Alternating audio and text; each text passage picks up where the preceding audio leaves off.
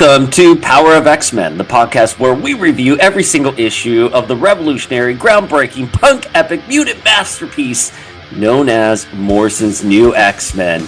I'm your co-host, the uncanny Dayspring. And I am the adjectiveless Flinkman. Or maybe for this one I should be New Flinkman. I don't know.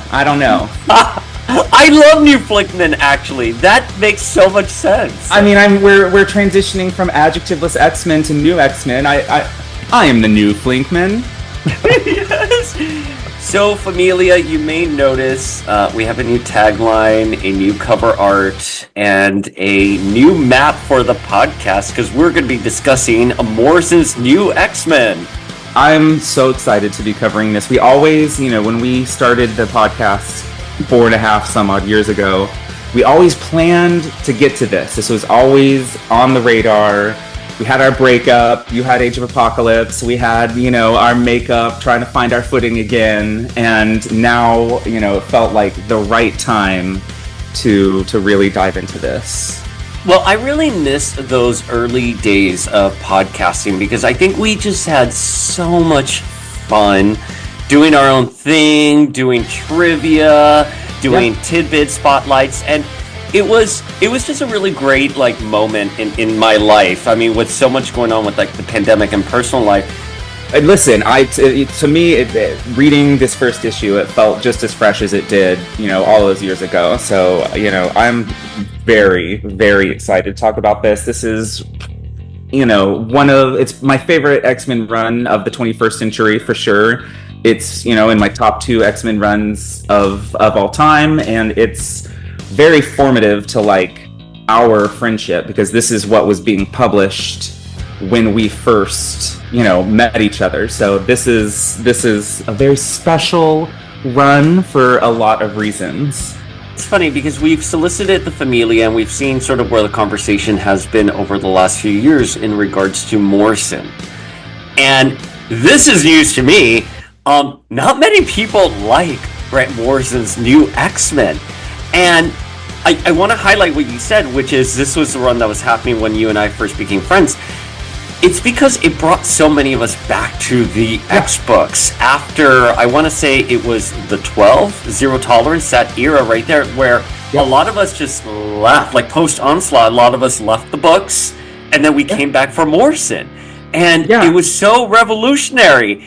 And the fact that so many people, 25 plus years later, do not like it. Is it 25 plus years? Yeah, it's 25. About 25. Yeah, 25 years.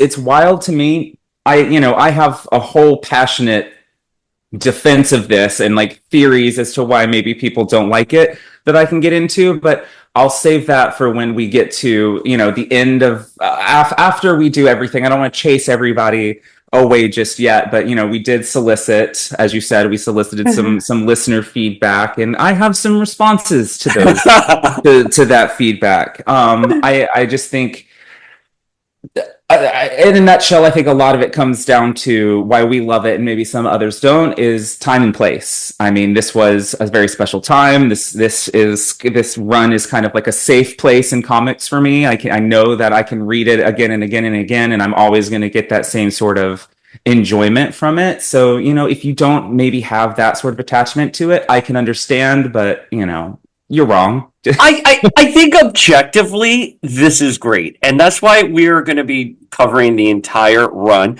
I think we're going to have to rename the podcast Dayspring and Flinkman Defend Grant Morrison's New X-Men. Not to take it away from Jay and Miles Explains the X-Men, but I think we are going to have to be defending our love for New X-Men. Oh, did I ever tell you, I did get into a tiff with another podcaster at a con because they were like, oh, Morrison's New X-Men, everyone hates it. And the Kill Bill sirens just came over me. But they were really aggressive on it with me. Wouldn't even let me speak. It's not like, oh, I hate Morrison's New X-Men. I'm like, oh, really? Why? They're like, it's the worst run ever. Everyone hated it. What do you mean? They went like that to me. I literally popped off on this other podcaster.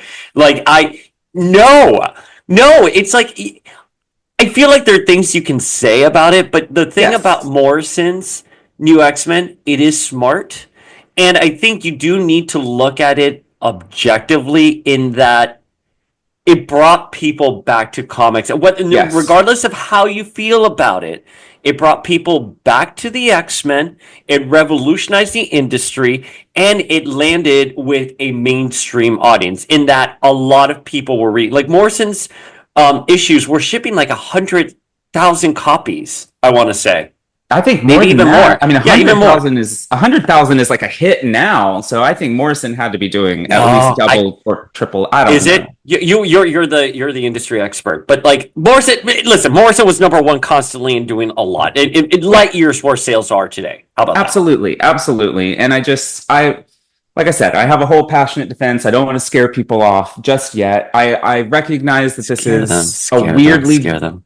Yeah, I don't want to scare them yet. This is a weirdly divisive run. I think that is, not deserved. And I think hopefully over the course of, I think there's like 43 issues of this series. I don't know if we're going to do a unique episode for each and every one of them, but I hope by, the end of this journey, maybe some people who were either on the fence or maybe in the negative category, I'd like to think maybe we can change some hearts and minds. Hopefully, maybe not. Maybe I'm giving us too much credit here, but I would like to think that you and I, with our passionate love for this, could maybe change a few minds. Okay. I am still an X-Men fan because of Morrison's new X-Men. Yes. That's how passionate I am. And I believe everything that happened in this run has impacted decades worth of storytelling that happened afterwards. And with Cyclops, you can draw a line from New X-Men to IVX. You can draw that entire line like of an arc for him. So and listen, Emma really shines here. And of course, I'm a diehard Jean Grey stan, God Queen. A lot of the comments that came in were like, "Oh, the marriage was destroyed." I have so much feels on that. And again, I'm coming at it from a diehard Jean stan. All right, one of the things that we are going to do is have various segments for Power of X-Men going forward. And we're going to kick it off with a news segment. Let's do it. I love a format. Let's bring back the format. I could see your eyes spinning when I was like, let's do formats. And you're like, I'm a format queen. I was like, I love a format. I love a formatted spreadsheet. I love a formatted podcast. I love just give me all the formats. Okay, well, news. Let's cover news. And I've covered this extensively on the YouTubes, but Marvel Legends, we have a new initiative called Maximum, which is Hasbro entering the highly articulated figure market, premium format figures. What are your thoughts? We're kicking off with Spider-Man. Okay, so I'm not a hater. I think that there's an audience for this, and I think it's cool that Hasbro is dipping a toe into, they're expanding Marvel Legends as opposed to I think a lot of us have this idea that Marvel Legends is downsizing or going away in the near future, at least via Hasbro. So I think it's cool. It's a nice, encouraging sign to see that they're expanding into new formats and appealing to maybe, a different client than somebody who buys the regular Marvel Legends. But to be perfectly honest with you, I'm not that client. I'm not that customer. I am perfectly happy with Legends, the way they are. I don't need all the super fancy bells and whistles when it comes to articulation. I do love swappable hands and heads, so that's kind of nice. So for me, I think it's going to be more of a character-to-character basis. I'm not going to just, restart my collection with these new higher-end figures. But I do think, it's nice that the option exists for people who maybe who want a little more from their Legends than the standard figures give. But I'm not that customer. I have to tell you, I'm so excited for this. It's really weird because we got some tea that they were going to be doing these like superposable, like lots of articulation figures. And on the list, we had Spider-Man and we have movie Deadpool. But as I found out when I posted about movie Deadpool sort of as like a scoop, a lot of people messaged me saying, oh, it's an open secret that Hulk is going to be the next Maximum figure and he's all but done kind of deal. And I was like, okay, great. I love Hulk. I would love like a really big like Hulk figure, really articulated. I'm happy with the Spider-Man. I love the initiatives. I love premium figures. I've been collecting Figmas, Mafex, SH Figure Arts for a while now. Hasbro is clear. It's clear that they do need to pivot their business model and sort of expand their market Yeah. because we've seen the headlines again. I'm sure the way the headlines are playing out in the media right now aren't necessarily what's true going on behind the scenes in Hasbro. But, we know that they're liquidating a lot of assets and they need to make money and they need to Yeah. pivot a little bit. So I'm okay with this. I think about that first year in 2002 when we first got like Toad and he was like really stiff to where we're at now, and the evolutionary of the brand just makes me excited. So I'm glad. I'm happy to see it. Yeah, I mean, I'm not happy to see it. I'm just not, I'm just not It's not for the you. customer. I'm not the customer for it. If they make, obviously if they make any of my big three, Dazzler, Emma, Havoc, I'm going to be the first one in line to buy it. But I feel I would bet that, at least for the first year, couple years of this, we're going to be getting people like, Spider-Man, Hulk, Wolverine, Captain America, Iron Man. I think it'll take a while before we even get to a character where I'm like, okay, this is somebody that I care about enough.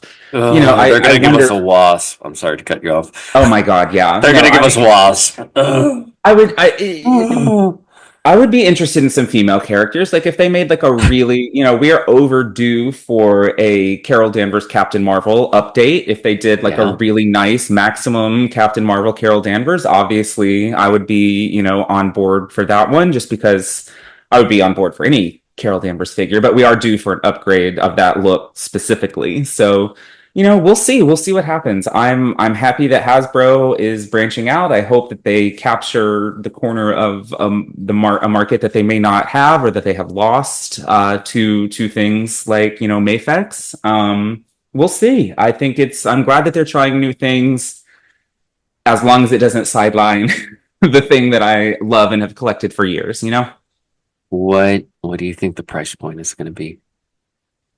I think if it is not under $60, I don't think people are going to go for it. So I think $49.99 to $59.99 is going to be that kind of sweet spot. Otherwise, they're gonna lose the audience. I'm $49.99, firmly $49.99. That's probably.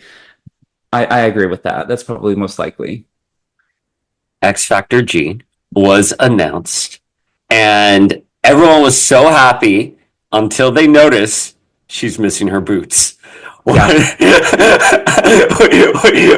What is your take on this? I mean, listen, that I felt like I was one of the few people who was happy that she was coming in her, green and yellow. So already I was going against the grain of what it feels like Jean stands were saying, like, no, we want her in the red and yellow. What the fuck? And I'm like, green and yellow. That's not how we sound. That's not how we sound. We say politely. Sure. We would also like Jean Grey. You are always rational and polite when it comes to Jean Grey. No, listen, she's a beautiful figure. I think she looks incredible. I'm glad she comes with the two options. I prefer the cowl over the flowing hair. But yeah, I mean the missing boots is just how did that slip past quality control? How did that slip past the people who are at Marvel who are approving the designs for these figures? It's a little disheartening to think that. I mean, it's not.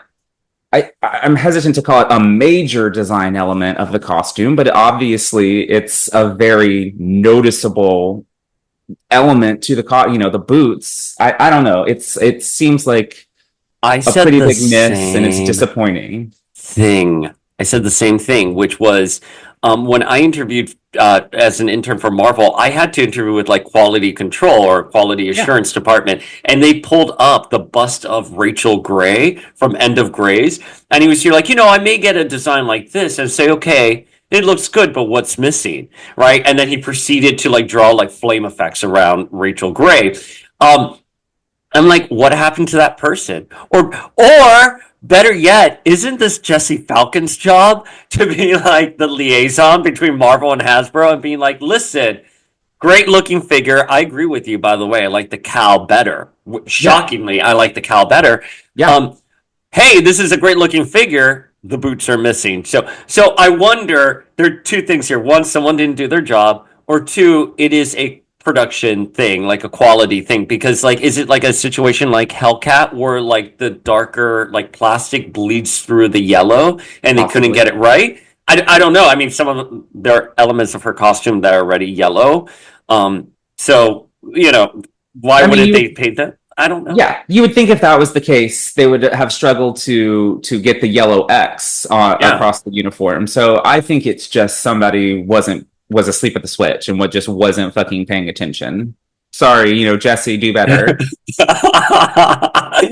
Yeah, We we're could gonna be accept shady. We're gonna we be could accept shady Wave this time Wave around. 7 Scarlet Witch 20 years ago, but how dare you mess up Jean Grey's boots now? How dare you? It's terrible. Anyways, so those are like the major. That's sort of like the major news that happened on the Marvel Legends front. But what news items do you got? Attended Albuquerque Comic Con, and I just wanted to give a shout out to the lovely organizers of that event. They had, oh my gosh, Unknown Comics has been, dragging around the X-Men voice actors to a bunch of conventions over the last, year or so since X-Men 97 has put the X-Men front and center in pop culture again. And so they had, five or six of the voice actors there. I got a chance to speak with Chris Potter, who of course did Gambit in the original series and Cable in the new one. I spoke with Aaron Stanford, who played Pyro in Deadpool and Wolverine, and of course X2 and X3. My person, Larry Houston, a friend of the podcast, always good to catch up with Larry. I got his feels on Madeline Pryor because when we talked to him 4 years ago, you were asked him the genius, like truly, it was a genius question of whether, when Jean was reading Cable's mind, whether that was Madeline Pryor that she saw or herself. And of course, now we know it was Madeline Pryor. So it was really nice to follow up with Larry on the. I'll follow up with anybody on the topic of Madeline Pryor, but it was nice to circle back to somebody. Back then he had no idea that, of course, Madeline Pryor was going to actually show up in animation. So it was nice to talk to him. But I think the highlight for me was I got to talk to Tom DeFalco, who, of course, is credited as the co-creator of Dazzler. He's the one that is responsible for her having light-based powers instead of like seductive, tell the truth, makes men tell the truth powers. So he's obviously very responsible for the core of the character that I love. So I love to get to go to events like that on behalf of the podcast and talk to some really cool people. And this event in particular, Albuquerque is obviously it's a city, but it's not a huge city. So it was a big enough con that they could attract a good crowd and a lot of really good guests, but it wasn't so overwhelming as like even a con, certainly not New York Comic Con or San Diego, but even a convention here in Dallas can be a little overwhelming in terms of crowd and wait times and access to people. So it was a really nice event with really great guests, really good size. I would absolutely go again. Anybody in the Southwest who likes Comic Cons, I can't recommend Albuquerque enough. Thanks for inviting us. Well, it's funny. I was looking at like a TBD, like on the timeline, and a year ago I had posted about Albuquerque Comic Con because God Queen herself, of Famke, Her Majesty Famke, was there.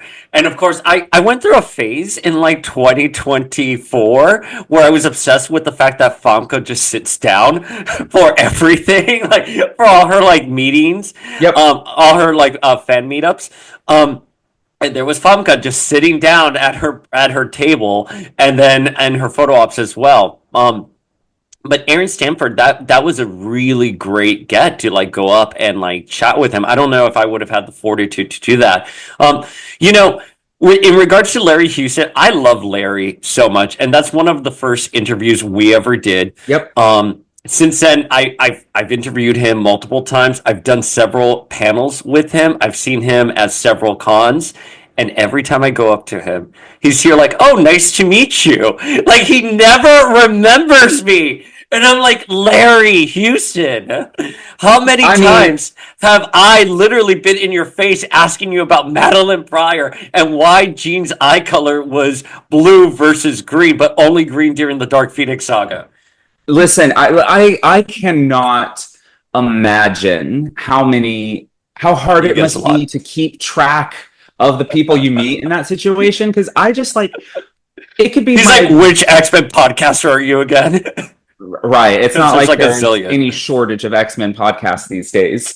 No, but I would very much struggle. I struggle to fucking remember like my best friend's new boyfriend's name for the first 6 months that they're around. So I can't even imagine. But just then I'm still the nicest guy, whether he knows who the fuck we are or not. So nice. I love it. And I said this once there. I'm so sad this video has now been put down. It was a Marvel Animation Studios tour in like the 80s, 90s. And Stan Lee is going around and he meets up with Larry, like a younger Larry, and he has like a Walkman on and everything. I'm like, man, Larry has like the career everyone would want. Anyone who wants to go into like animation or Yeah. TV, you want to be at Marvel Studios as Larry Houston with your Walkman on, working on like A-list IPs. Oh man, I mean, truly, mm, Mm, mm, mm, We We love love you, you, Larry Larry. We Houston. love you, Yeah. Larry.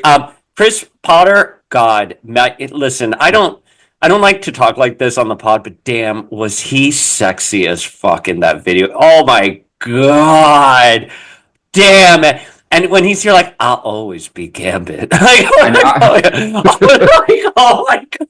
I mean, listen, you talk about two of the hottest male members of the X-Men. You have that Yeah. skeezy New Orleans boy who's like that Oh slick God. kind of sexy. And then you have Daddy Cable, who's like the Yeah. big, gruff and tough daddy type. And Chris Potter embodies them both. So, yeah, to say that he's sexy is that's an So accurate statement.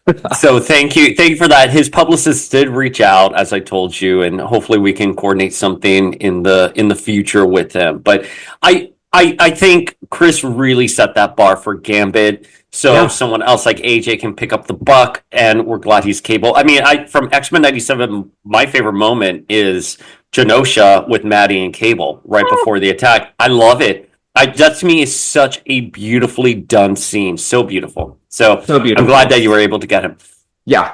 Yeah, definitely. It was like I said, it was a really great time. The access to I had to wait in some lines to speak with people, but it was just it felt like a smaller, more personal experience. I had a great time. I had a great time. Highly recommend Albuquerque Comic Con for like anybody who enjoys Comic Cons. So the final news item is the Concert of Champions, which I guess is either the official follow-up to the Dazzler, Jason Liu's Dazzler mini from last year. Dazzler will be sharing the spotlight with Lila Cheney, and I can't even remember the other. Like, there's apparently some new K-pop star character. I don't know. I'm not familiar with this character, but it's going to be Dazzler, Lila. This character, I believe Spider Gwen is going to be involved in some capacity, maybe as the drummer with Shark Girl. I don't know. I don't want Shark Girl to be replaced, but I guess Spider Gwen is a good replacement for that. Yeah, I don't. It's a one shot. I am excited for it. I'm always excited to see Dazzler, headline something, be this take center stage in the Marvel universe. But I am hopeful that there's still more solo Dazzler after this. I hope this isn't the only follow up we're getting. Yeah, and I think this is a really good sign that the Dazzler miniseries sold really well. Obviously, we love Jason Lowe very much. We're going to be doing book club tonight with him, so we'll ask him about this new title and if this could lead to more Dazzler in the future. But I'm so glad that Dazzler is getting her respect and that She she's like deserves this. she deserves this. I think Concert of Champions sounds a lot of fun. It's coming what in April? April, Yeah, May? That's spring. somewhere around the spring, summer. I'm excited for it. No notes on this other than like I I wish it was coming out next month. Yeah, It's Dazzler has been a nice little beacon in a post Krakoan world. I think it showed Dazzler being at the level of fame that she should be. That's always been my grievance, especially that first Hellfire Gala. I remember being so angry that she was like the opening act. I'm like, Dazzler would not be the opening act, and she right. was at the Lagoon bar, the Green Lagoon bar, like 2 hours before she was supposed to be there. I was like, no, she would be doing sound check. Her publicist will be there, everything. So I'm glad that we got to see like an industry series Yeah. giving Dazzler her flowers, and that we're coming back and we'll have a follow up to it.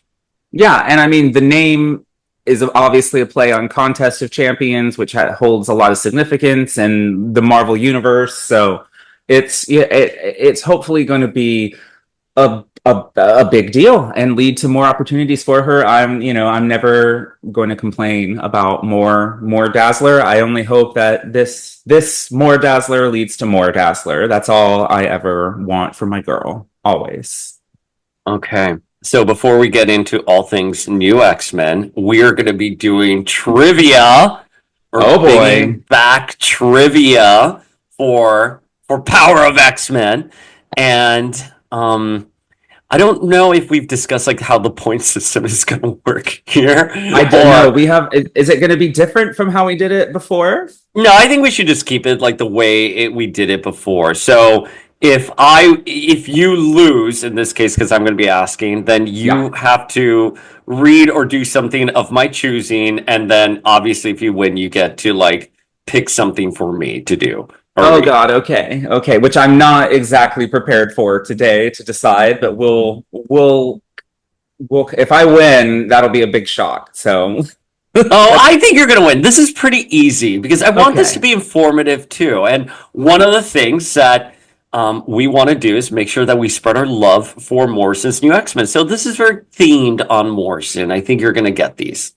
Okay. Okay. Okay. I'm excited.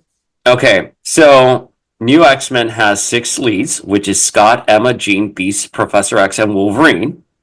Mm-hmm. Can you give a really quick summary on each of them, where they're at when we start off in New X-Men? So where the character is at. You don't have to give like detailed, not detailed, but just like maybe 1 or 2 lines Okay. summarizing where we're at with these characters as we go in. So let's start off with Scott. Okay, so Scott had just come off of being possessed by Apocalypse. He was missing for a while, wore an edgy black costume for a second. So Cyclops is he's in a fractured mental state, kind of. Yep, following the events of the 12, he merged with Apocalypse to save Nick Gray, and then he was believed dead. And Jean had to, when they found Apocalypse, he had been merged with Cyclops. Jean had to separate them. Very good. Yes. Look, Okay, I know things. Emma. Where's Emma? Emma is coming off of Generation X. She just shot Adrian Frost and had multiple students, or no, I think it's just Sync die on her again. So she's coming from kind of a fragile, I'm not the greatest protector of my students sort of situation. And do you remember there was an X-Men Unlimited issue where they kind of gap between the end of Generation X and beginning of New X-Men, where Emma's like seeing Adrian all around, and at the end Yeah. she's like, "I'm glad I killed you, and I have gotten soft, but now I'll be tough like diamonds." And she puts on like a diamond necklace. Oh my God. No, I don't think I've ever read that. Oh, okay. Well, maybe that will be something that we cover down the Yeah. line. Yeah. We'll have to put that in the mix. Where's God Queen? Where's Jean at this? I mean, okay, so I don't know that I know exactly what Jean was doing. She was wearing her red and gold Phoenix costume with the head condom part of it. As you said, she had just sort of helped free, Cyclops, purge Apocalypse from Cyclops. I don't recall that there was any other major thing going on with her at that point, but she was wearing a good costume and helped her man release the demons. Am I She missing something? Well, I mean, yes, but that's fine. I mean, I think you did a good job. But like, okay, first of all, Eve of Destruction, she was leading the team, of which included Dazzler. Dazzler. Dazzler. Yes, and that's when we Dazzler. find out that Dazzler didn't have her baby. And also she has been there have been signs that her and the Phoenix have been rebonding. Obviously, Morrison, they are gonna cover that extensively in the run, but the Phoenix had been, in the background for a couple of years at this point. Fair. I mean, she'd been wearing the Phoenix costume for about 5 Yeah. years at that point, so, or a version of the Phoenix costume. So yes, the Phoenix was coming back into play. Yes, that was, I guess, a significant development for, God Queen. Okay, Beast. Beast is coming off of almost being killed by Vargas, and Yes. in Extreme X-Men. Yeah, no, he just came off a near-death experience, which is not acknowledged in Morrison, that's maybe the catalyst for his evolution into his kitty cat form, but Yeah. Claremont I'm glad you to it. I'm glad you pointed that out because that was one of my notes. Because in Extreme X-Men, after Vargas almost kills him, Sage like jumpstarts that secondary mutation, and we get like the ghost. I think she says ghostly image of what's to come, and it's a more cat-like beast. Although it was rendered differently by Salvador LaRocca, but Of course. Okay. But yes, no, and I think I wonder if Morrison knew that Claremont was going to do that or not. I'm not sure because I wasn't reading because, like we said, New X-Men brought me in, but I wasn't in for the launch of it, so I really actually don't know what the publishing between Extreme and New was. So I wonder if I feel like Beast was already a cat when Claremont wrote that. I'm not sure what the overlap. He wasn't a cat. He was taken. Beast is in like the first 3 issues of Extreme.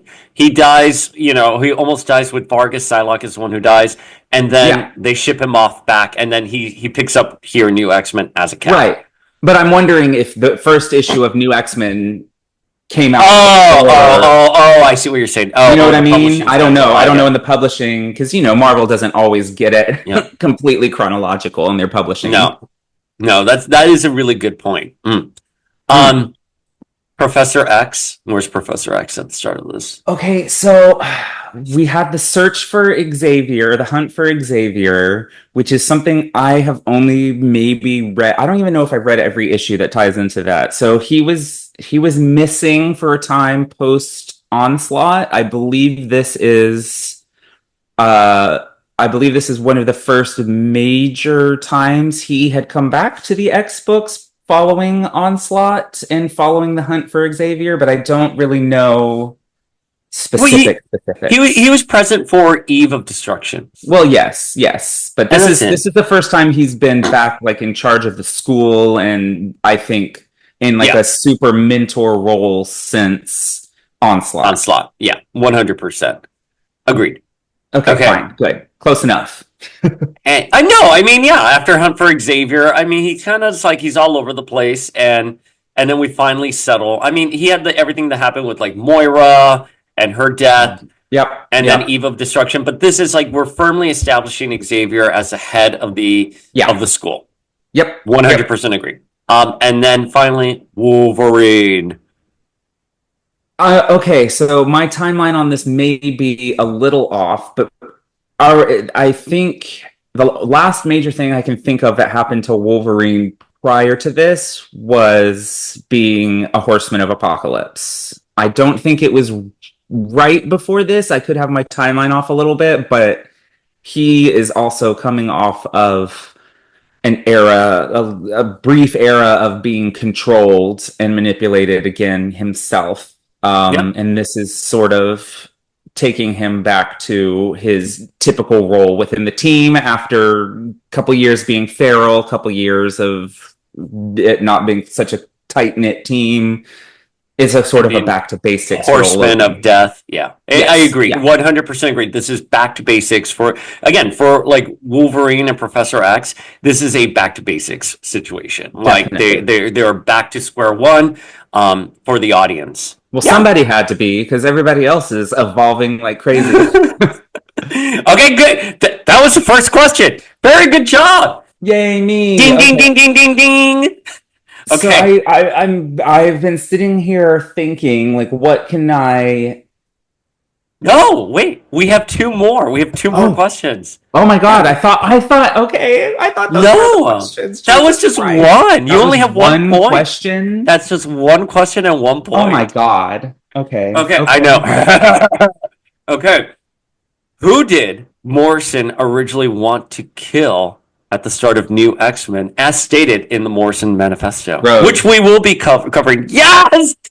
It was Rogue, and he wanted to bring her back as more of like an X-Men evolution goth style character. Mhm. She would have come back, of Yep. course, but Yep. she would have been Ding, ding, ding, changed. ding. Ding, ding, ding, ding, ding. Although we'll cover the Morrison Manifesto in great Yeah, detail, but I think the Rogue would have been a new Rogue, wouldn't it? Like a goth Rogue. yeah, Definitely it would have more, been. more X-Men, but I don't know if that would have been Anna Rogue. I always thought it was. We'll read it again for full Yeah, for context sure, for because. sure. Okay, listen. Let's see if you can get this last one. In this run, Emma Frost makes mention of a cousin that she always wanted to ruin their wedding when her and Scott are beginning their psychic affair. The cousin is, of course, never seen, but what is the name of the cousin? Rupert. Rupert Frost. Jocasta! Jocasta Frost! What the fuck? How could Jacosta's you an not Avenger. Sorry. How could you not think? Well, yeah, and that always confused me. I was like, "Oh, are they talking about that robot from the like back then?" I'm like, "Are they talking about the robot?" Are Emma and her related? I'm so sorry, cousin Jacosta. I don't remember Jocasta you. Frost. Okay, well, Okay, still, I well, got 2 out of 3. yeah, no. So, ding, ding, ding, ding, you won. You asked me a question about an issue from like we haven't gotten that far. We're only covering the first issue. You got to let me refresh my memory before. I know. Oye, pero papo, I know. Okay, I'm okay. sorry. I'm sorry. Sorry to Jacosta Frost. No, no, no. Listen, it's okay. I mean, I just thought you were like a really big Emma Frost fan, so that's why. That's why I just thought you would know this. Fine. Yeah, fine. What are Sarah Gray's children's name? Oh my God, yes, it's Joey, and oh my God, what's the last one's name? What's her fucking name? Yeah, fair enough. Fair enough. Fair enough. They dead. Sarah Gray. They're dead. Wait, now it's gonna bug me. What's the other one's Good. name? I hope that it bugs you. I hope Sarah that Gray. it bugs you for the rest of your life. Sarah Gray. I think I know. I think Wait, I know. It's Joey, Jean Grey, nephew, and they were at the wedding, nephew and niece. It's Joey and Galen. Yep. I knew it. I was Galen, there right. we go. Look Galen. at that. I knew. See? Maybe Yeah. I'm the Jean Stan and you're the Emma Stan. Maybe this has just been like a secret role reversal this entire time. I can't believe I never would have thought Galen. By the way, I knew. never would have remembered Galen. See? I obviously I know about them because they die in End of Grays and they're in the wedding album, blah blah blah. But I always remember Joey, but not Galen. Well, now you'll never forget. So, okay, fair is fair. All right, so Galen and Jocasta.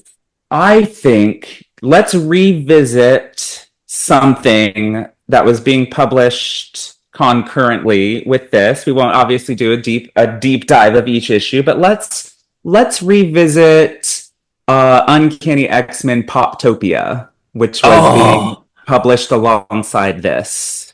Oh, I love Poptopia so much. It's been so long. During our breakup, we had Ian Churchill on the podcast. Yeah. And Ian gave us some great insight onto what the pitching schedule was like with Morrison and Quietly. Yeah, it was really interesting. Done. Poptopia. Poptopia does not get the love it deserves. Yeah, I mean, it's been so long since I've read it. I don't even remember if I like it or not. I think I do. I remember it, so I must have liked it. So let's see. I think this is, Archangel with a buzz cut in a Flavor Saver era. So we'll revisit that.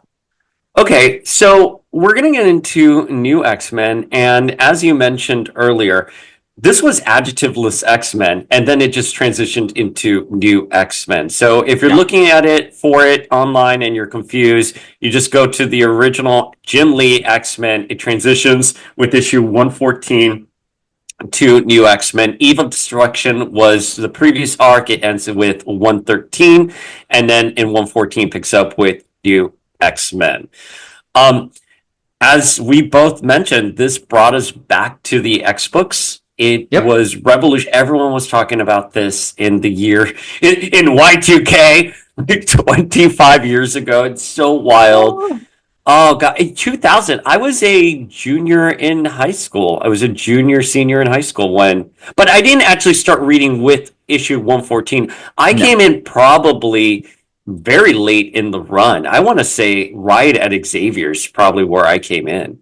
I came in Murder at the Mansion. Obviously, that cover, that Phil Jimenez cover, the Phil Jimenez cover of Emma and her classic white queen and Jean and the Dark Phoenix against that just pure white background. I saw it, like, honestly, I had just graduated. It literally was the week I graduated high school, and I was going to Mexico for a trip, summer vacation, with my dad and my brother. We were at the airport. They still had spinner racks of comics at the airport back in that day. They still had the spinner racks, and they had that front and center. Saw Emma, saw Jean, said, "Holy shit, those are my girls," because I did love Jean at the time. I wasn't as informed as I am now, and I had to have it. And they had the entire Murder at the Mansion arc. They had I think it was just 3 issues. Yeah, it was 3 issues, and they had all 3 of them. So I got that full story and immediately was like, I need to know every single thing that happened leading up to this.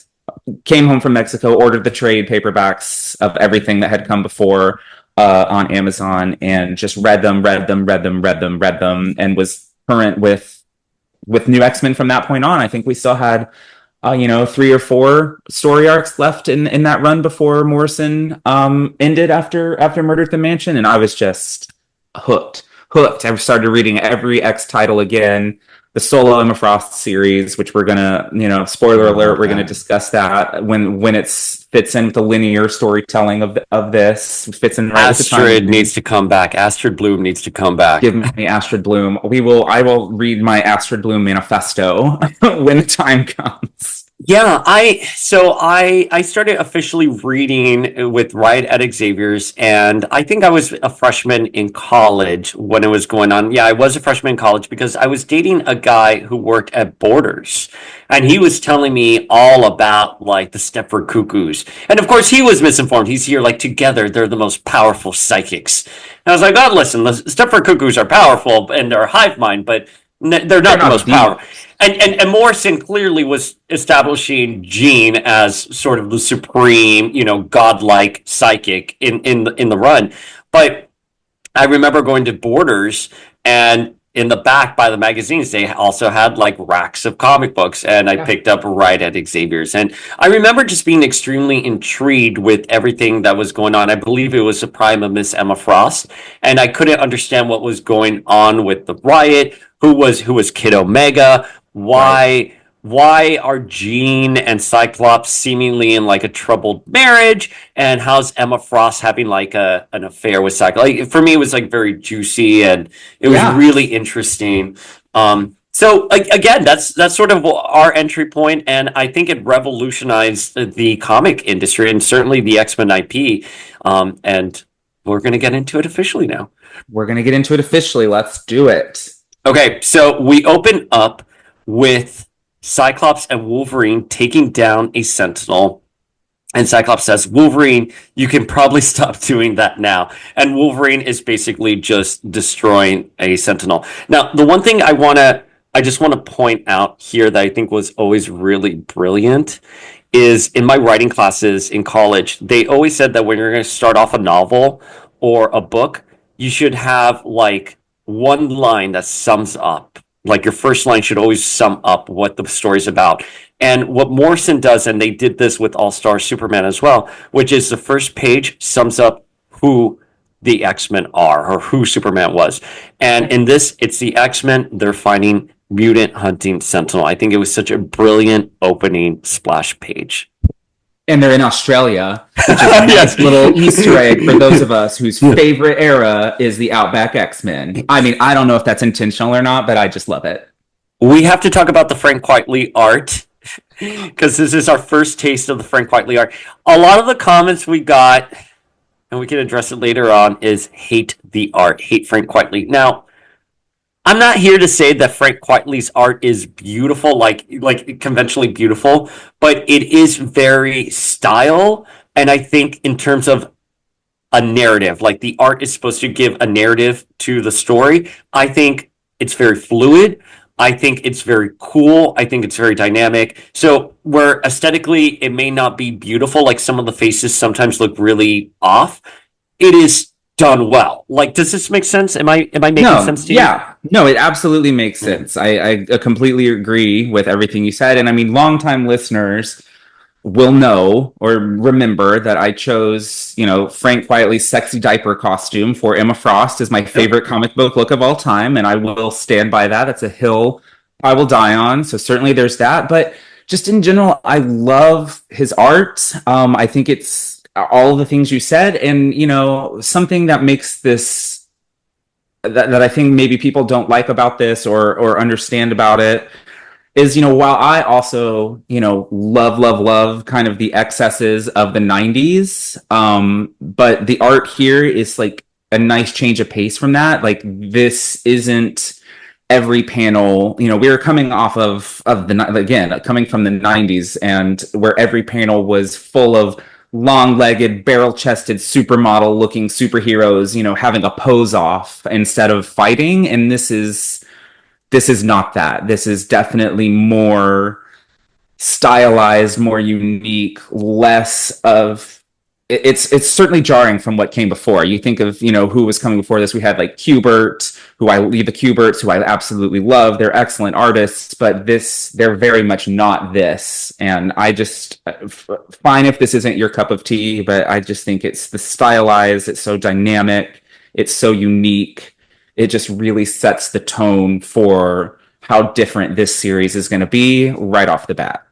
And you said that so well, and it, just to like put a little punctuation at the end of that sentence, when I was working at Wizard and we were covering All Star Superman, and one of the editors talked about how Quitely can like use body language in his characters, and I, because I'm paying attention to Gene, even and to sort of like drive home the point that you just said, they're not posing. Like Jean in this opening scene where she's meeting up with Beast, her jacket is like almost off. It's like she's taking it off. I mean, you can actually feel her walking into the room, and when she hands like Beast the soda. So I think it's extremely important to note that is a strength of Quitely. Like you aesthetically fine, you don't like the aesthetics, but you cannot take away the talent and the way he conveys storytelling. And agree, I love what you said. It's like we're coming off of the excess of the 90s. I think that is such a brilliant,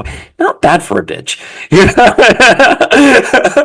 Listen, it's almost like I work with comic art. I know. No, it's so true. The excess of the 90s where it's like Jim Lee's cool. Like those poses are cool, Gene like that, everything. But this is a more realistic take. It's very different. Yes. Anyway, this ain't your grandpa's X-Men anymore. So, okay. Literally not. So the next scene, it's a sharp shift from Wolverine and Cyclops attacking Sentinel. We have a double page spread of Neanderthal, of a violent scene between Neanderthals and the early humans. There is an unknown woman in a fabulous safari outfit with a giant safari hat, casting a shadow over her face. Anyone who saw Wolverine and Deadpool, or Deadpool and Wolverine this last summer, may have a clue who this is, but there's absolutely no indication outside of this. It's bloody, it's violent. She's here with clearly just a regular civilian type. They're talking about evolution. And something that I really like about this page is a line we do, our mystery woman refers to this mystery man as Mr. Trask, which of course anybody who knows anything about X-Men, Trask is the creator of the Sentinels.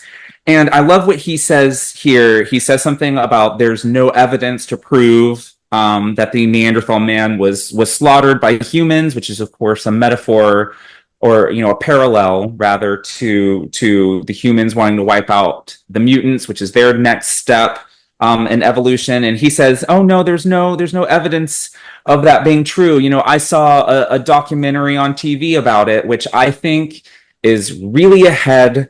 Morrison being very ahead of the times, because we have all sorts of idiots out there thinking that they're experts on something now because they watched an unverified report on TikTok or social media. So I think so much relevance is happening here. Maybe I'm going a little crazy. No. So I flagged that because the exact line is, "Television has made you the expert, has it?" Yes. Oh, which, by the way, kids, before the internet was the internet, television was what people used to get like their bite size. So before TikTok, it was television. It's a brilliant Morrison. The level of writing and wit and saturation in their words. Morrison can deliver a line. We will see this especially with Emma during this run. Emma and Nova have brilliant one-liners. Absolutely. And it is the art of shade.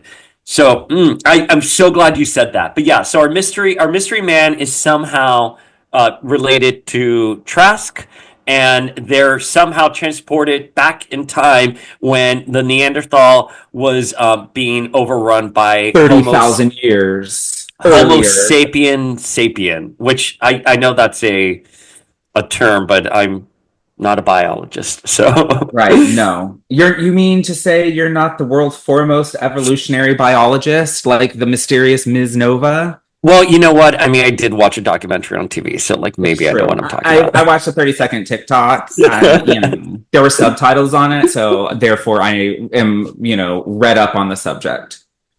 Okay, so then we flash to the Xavier Institute, where we have to acknowledge this beautiful, they're in between those story pages and the next story page, there is a beautiful double page splash with our cast of characters and with little boxes, horizontal boxes of our cast of characters. And this is an example of what I love about Quietly. You get everything you need to know about your cast of characters in like these 3" by 1" teeny tiny little boxes. They're genius. They're wonderful.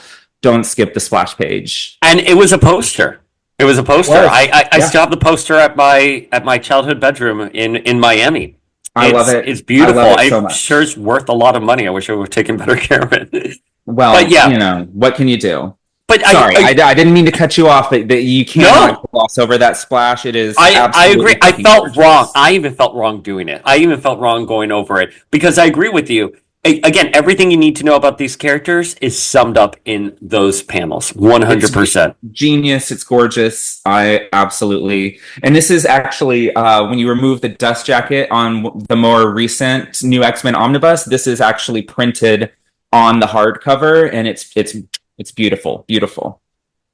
Okay, so we are at the Xavier Institute, and Beast and Jean are talking about a new version of Cerebro. I guess it's a new machine, period, called Cerebra, which is supposed to enhance Professor Xavier's power to the 10th power. And we find out that Beast has undergone a secondary mutation, and he looks more cat-like.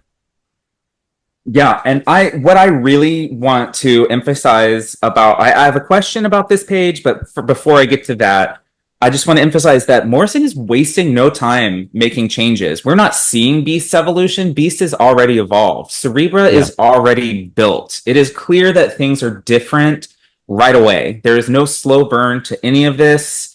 Yes, we're at the Xavier Institute. Yes, we know these characters, but everything is already different, and I like that straight out of the gate. It's not a slow burn.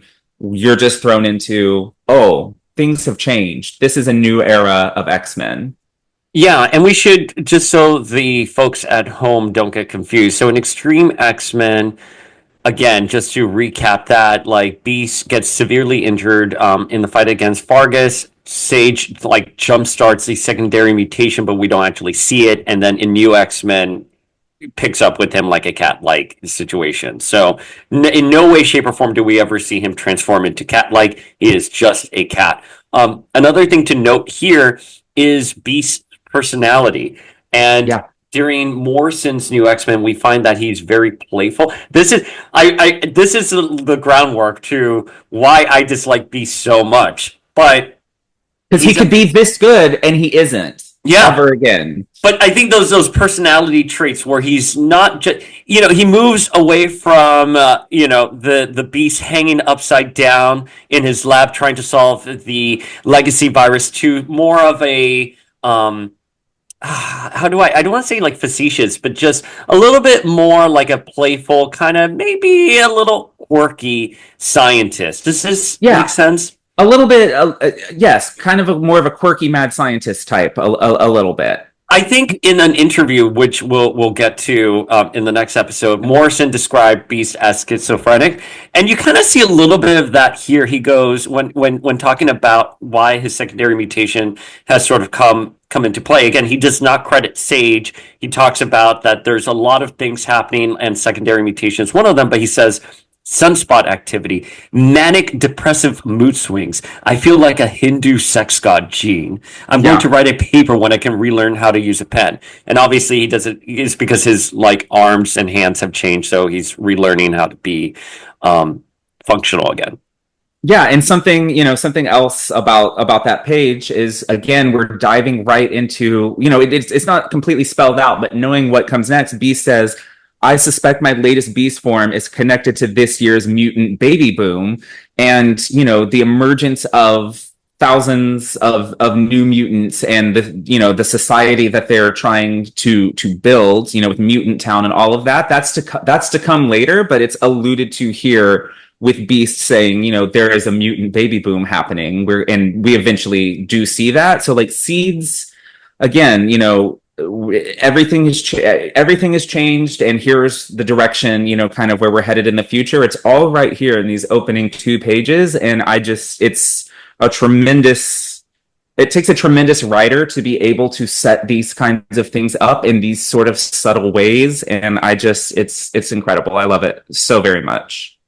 It's establishing that the mutants are going to inherit the Earth. They are the next step of evolution. That's it. The evolution is here, and there's a baby boom, and the X-Men are at the center of all this. This is what makes, and I know I'm getting ahead of ourselves here, but this is what makes House of M so tragic when Wanda says no more mutants, because the X-Men were ready to inherit the Earth. Mutants were ready to be the next stage of evolution. That's it. It's here. And then Wanda says no more mutants. Obviously, House of M does not get anywhere near the story, but I'm just trying to set the bar of like where the stakes are for the X-Men in this. I just want to point out a line that I love very much here, which is when Charles is in Cerebra, and Jean looks at him and she goes, "Your thoughts are actually forming some kind of condensation on the walls all around you." Like, it's just this level of writing that's so... like the imagery there, it's beautiful. Yeah, I mean, it's this beautiful image of Xavier in Cerebra, and like the upper, of course, the helmet covers the top half of his face, but then we have this big projection of the top half of his face. There's literally condensation, and like I think this might be the first time that the comics followed suit with the movies, where it showed Cerebro in kind of this way with a little individual lights representing. It's very much kind of like the movie. I could be wrong. The movie that could have been before, but I think this is firmly the first time that they're following what's happening in movies. And yes, and to get that out of the way, the movies very much influenced Morrison's new X-Men. I mean, right down to the leather suits. And I know the costumes are somewhat contentious, but it was a different conversation in the early aughts. And you and I love Batman and Robin very much, but it did not land well with mainstream audiences. And there was this sort of backlash against campier looks for characters. I think the MCU has done a good job making sure you can make these costumes look cool and mainstream, but at the time the conversation just wasn't there. So the black costumes were welcomed with larger audiences. Yeah, and I mean not to make a Mr. Freeze pun, but absolutely, Batman and Robin had a chilling effect on superheroes and how what people wanted from them for probably a decade afterwards until we got to the MCU in 2008. So something that I want to call on this page is yes, we are seeing like the individual white lights representing Cerebra. And one of them, there's like a big flare, and Beast is the one that calls it out. And I just have to say, like, number one, Beast is right for a change, but it's extra funny to me that it's Beast that notices it and not the two strongest telepaths on the planet who are like, nah, I didn't see nothing. Like, it's just funny. It's just funny to me. Yeah, because Gene says it must have been a trick of the twinkle in your eyes, Hank. Like, And come he on, was you're supposed to be the God Queen, and you're not picking up on the psychic flare, but Beast, the non-telepath, is whatever. and he says it was like a flare, a genetic flare. Someone could be in trouble. Oh my God! Like it's just the writing. The writing is so beautiful. And by the way, again, because I believe writing is like your DNA, you start to see a lot of similar patterns in Morrison's writing down the line. Yeah. Emma and Beast will have a situation where where Beast is like, no, you didn't see something correctly. And the idea that there are spikes and flares within Cerebra will be something that plays out in Here Comes Tomorrow, which is the final arc of Cerebra has a big role to like. It's not just a new piece of equipment for the X-Men. Cerebra kind of actually plays a role in this overall story. But that is a really great point that you bring up, that Xavier and Jean, the two powerful psychics, are like, we don't know what you're talking about, Beast. And Beast is like, no, there's something there. And you know what? Good on Xavier, because Xavier's like, you know what? Scott and Logan are flying over South America. We'll have them pop in to see what's going on, because they're coming back from Australia. We'll have them just see. You might be wrong. You might be crazy, Hank.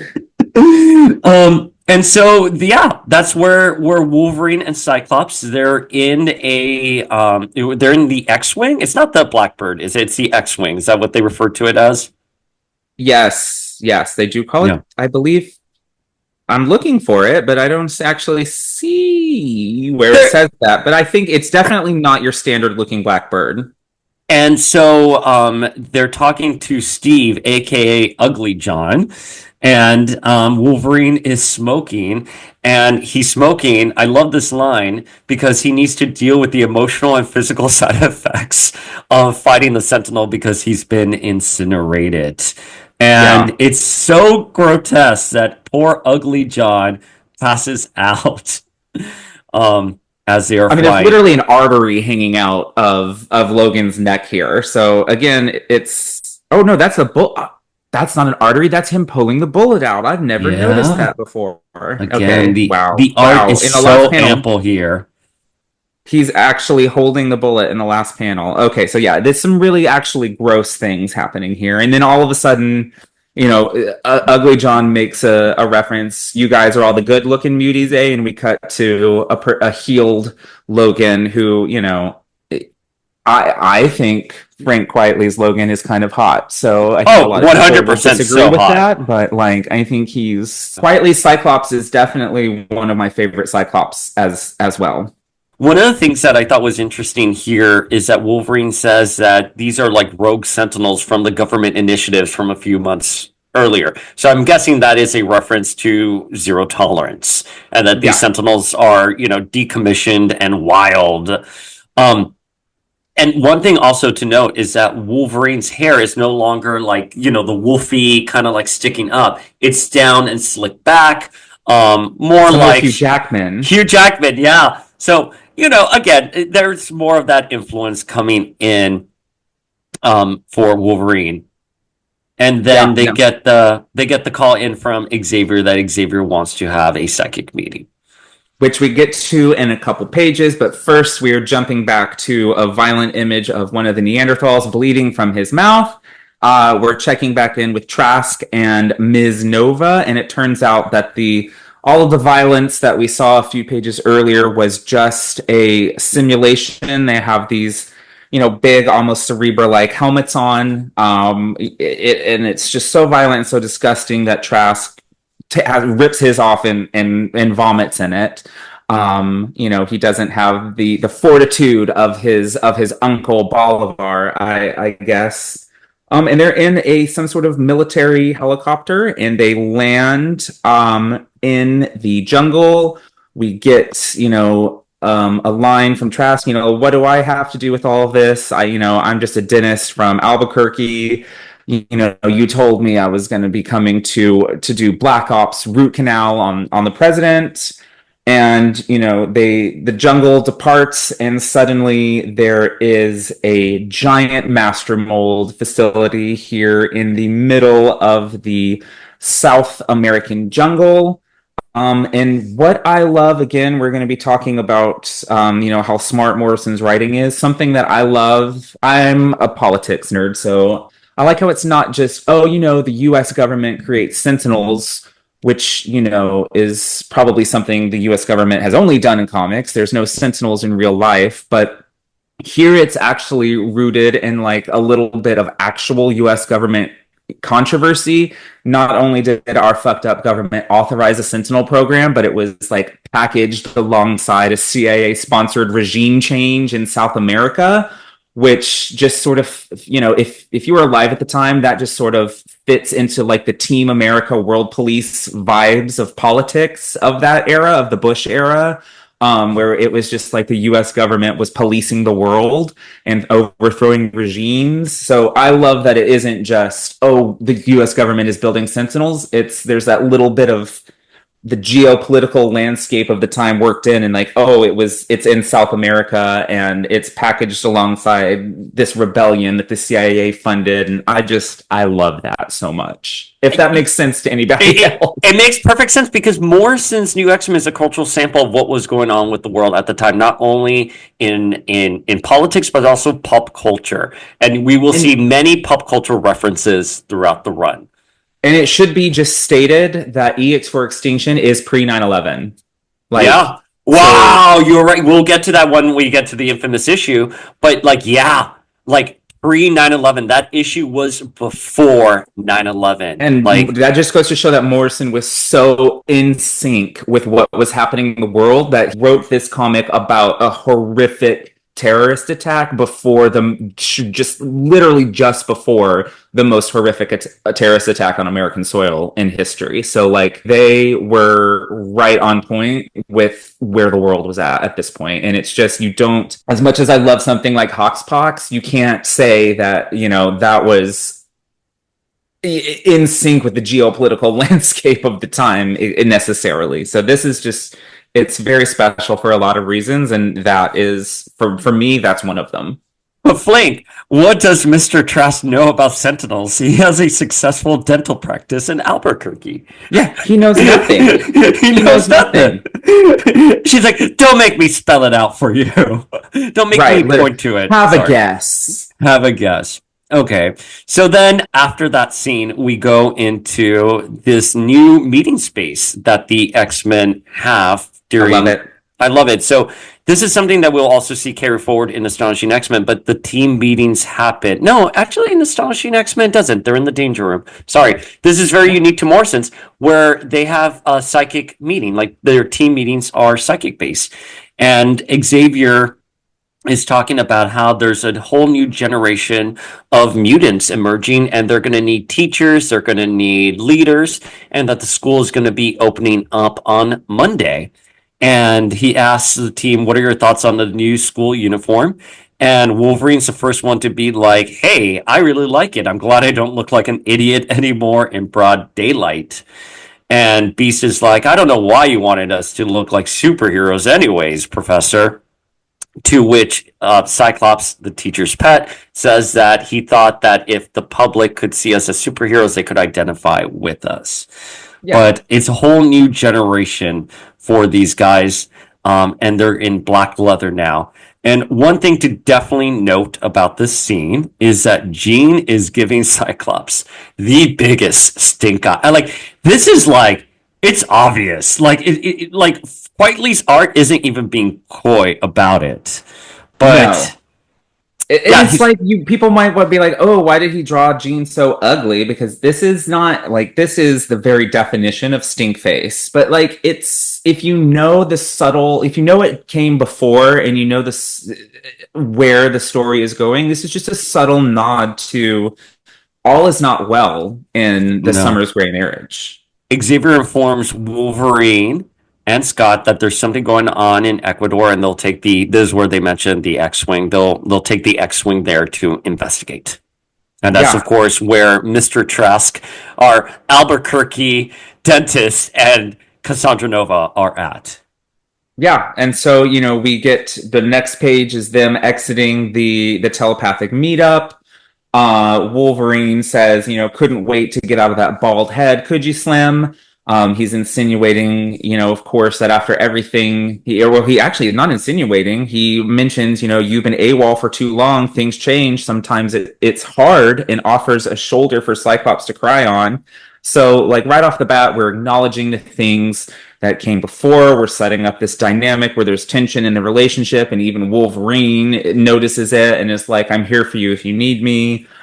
A lot of writers just kind of like wipe the slate clean and ignore what came before. But, here on this page, Morrison directly alludes to everything that's just happened with these characters, especially with all that Cyclops has just been through with Apocalypse, and acknowledges that it kind of screwed him up a little bit, which of course sets the stage for some very iconic events that happen later in this series. And I appreciate that it's not just, again, I don't mean to bring up Hoxpox negatively because I love it, but like it pretty much ignored everything that came right before it and just wiped the slate completely clean. Whereas Morrison here, this is a relaunch that I would say is on par with as revolutionary as what Hoxpox was trying to do, but they are making use of exactly what came before, and it is a core component of the story that they're telling, which is just, like I said, not always the case in these big reboots.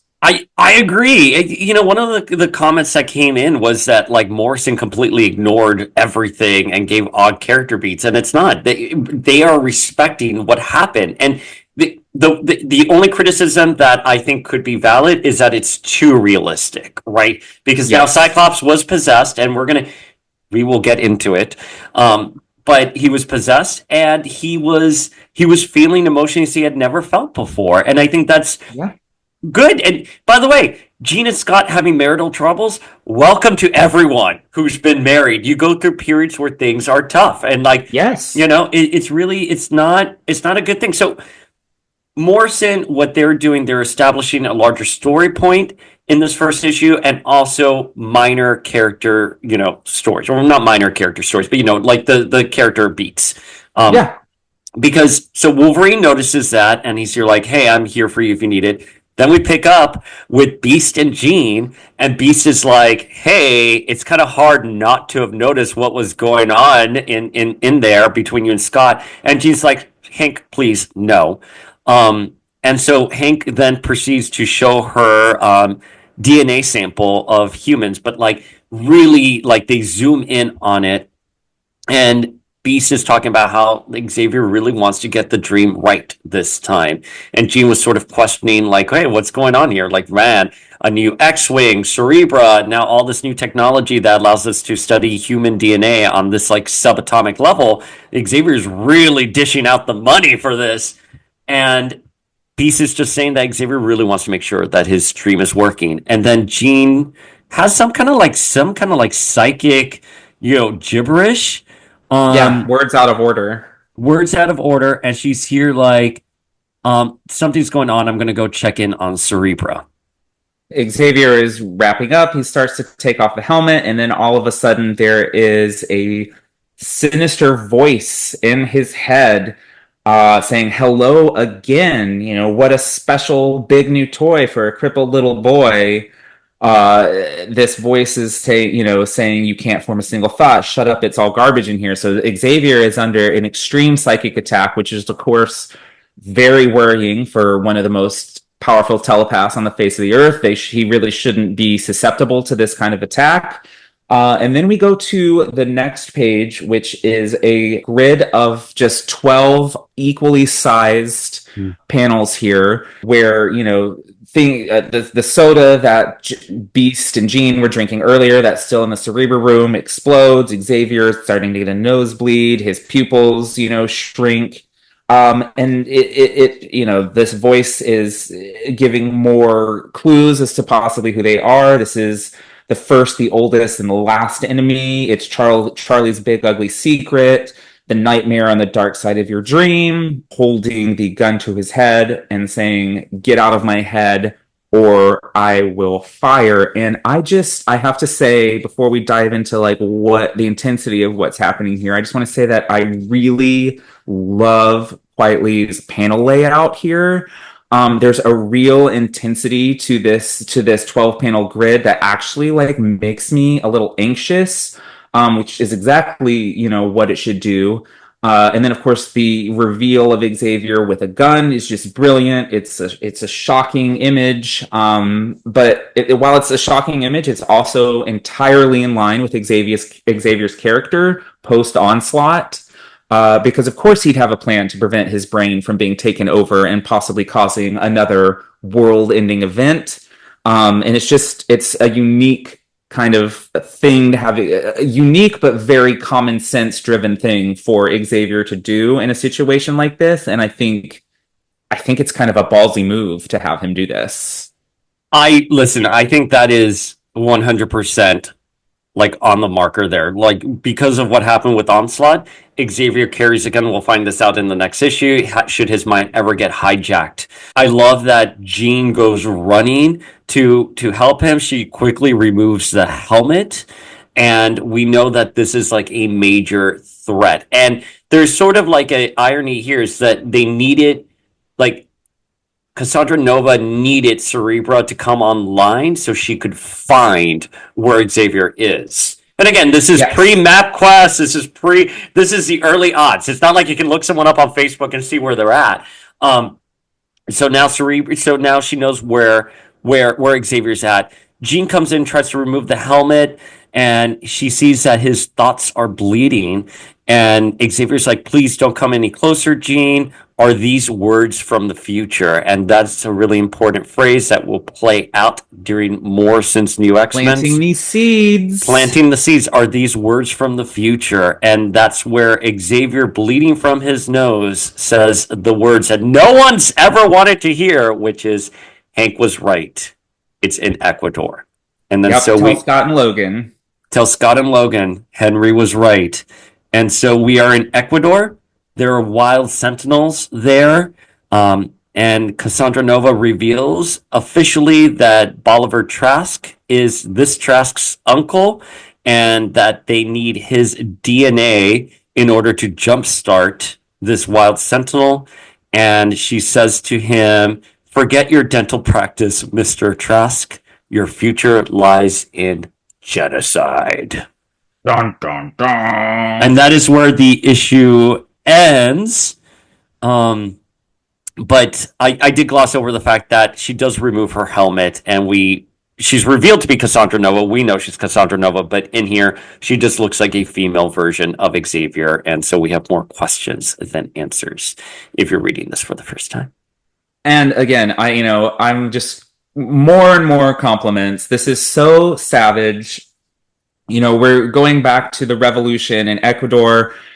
Cassandra Nova has reanimated the corpse of rebel soldiers just to have, Trask activate these wild sentinels with a voice command, and kill them just for a demonstration, of what they can do.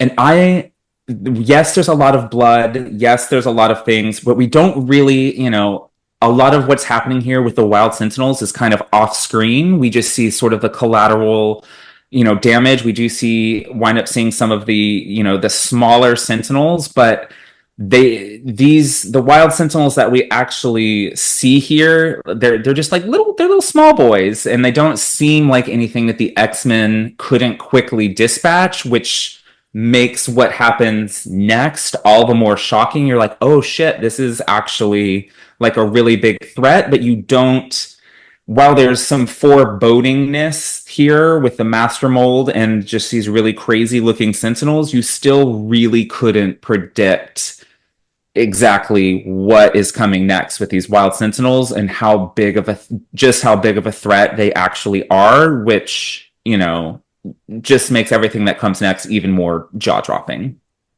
I love the line. Again, this is an example of how wonderful Morrison's writing is, where Cassandra Nova looks at Bolivar Trask, who's like petrified, and she says, "That must be your famous charm and captivating wit running down into your shoes. Hmm? Don't be scared. These deformed, homemade horrors were manufactured in a master mold designed by dear old Uncle Bali." Oh, Preserve Trask DNA. Preserve Trask DNA. and by the way, Mr. Trask here says to Cassandra, "They're not attacking you." So good. So well written. So good. So well written. And I love that Morrison wrote that not Bolivar, that Mr. Trask wet himself. Like, it's just so beautifully done. And I think the line, I mean, what a way to end the first issue. "Forget your dental practice. Your future lies in Genosha." Damn. And That line and the shot of the wild master mold. It's a full page splash, one singular image of the weirdest sentinels you have ever seen in your life, juxtaposition against this giant master mold in the jungle. There's so many details here. Quietly did not have to go this hard, but he did, and it's just I told you yesterday. I read this reread this yesterday morning to make sure that I was prepared for this, and like I got to that splash page and it was so hard for me not to keep reading. Every bit of me was compelled to read the next issue, but I'm waiting until we're ready to cover it so that it can be fresh again and again and again. I could read this entire run again in like just a couple of days. Yeah. Like, I love it so much. It has such a grip on you. This first issue, on a scale of 1 to 10, for me, it's pretty flawless. I'm just gonna give it a 9 out of 10, not because I don't think it's deserving of a 10 out of 10. It's just the series gets so great that, like, this is just the beginning. Right. I agree with you. I agree. I think I would give it a 9. My gut wants me to give it a 10 just because I know where it's leading, but based off of purely what is on the page here, it's a 9 because the setup is perfect. It becomes a 10 based on everything that comes after that's seated in this issue, if that makes sense. But taken on its own merits, this is a 9. Yeah, agreed. I mean, you summed that up perfectly. So, I mean, again, I have Familia slide into our DMs, Power of X-Men, Flinkman, and tell us, why would you not have liked it? What is there not to like in this first issue? Again, I think we've been objective when we were talking about the art. I think we're fairly being logical. We're not being as irrational as we can be. But I'm reading this and I'm telling you, I'm not even putting on my comic book hat. I'm putting on my like English lit hat.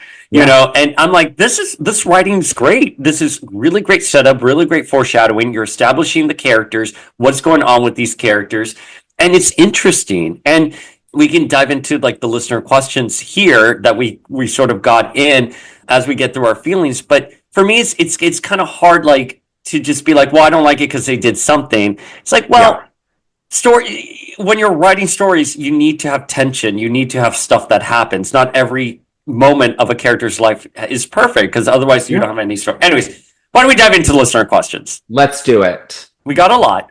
We got 2 versions of questions. One, I don't like Morrison's new X-Men, or 2, oh, I liked it very much. We got a lot more hate than a lot more likes. But even with all of that, we did get some interesting questions that I feel like it's fair to like tackle. And the first one is, how did Emma's costume hold up?